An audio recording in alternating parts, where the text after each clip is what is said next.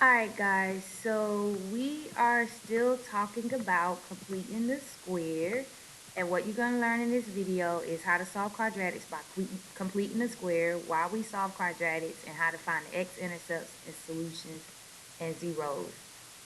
A quadratic is, well, you already know the vocabulary for quadratics.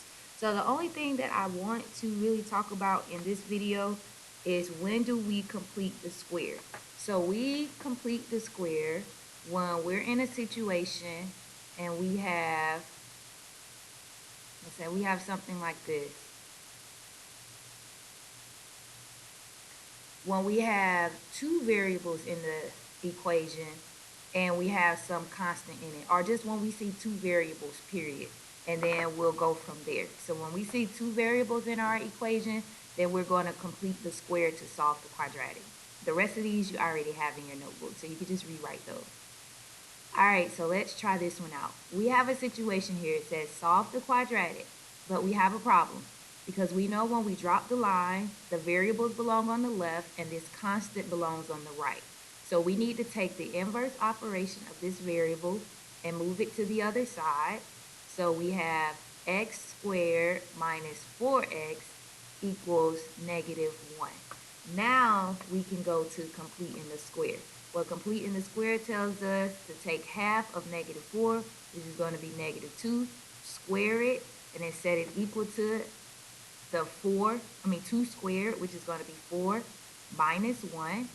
So we're left with x minus 2 all squared equals 4 minus 1 is 3. And now we're back to the square root method.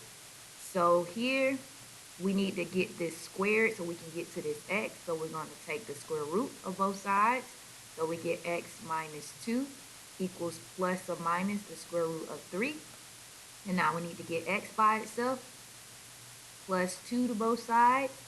And we're left with x equals 2 plus or minus the square root of 3. And since the square root of 3 is a prime number, we don't need to worry about trying to break that down.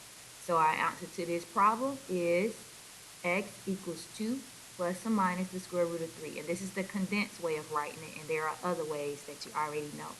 Will these roots cross the x-axis and y? And we're going to say yes, because they are real roots. There is no I here, so we know it's not a complex root. Okay? Your turn to try the next couple of ones, and I'll see you guys in class. Bye.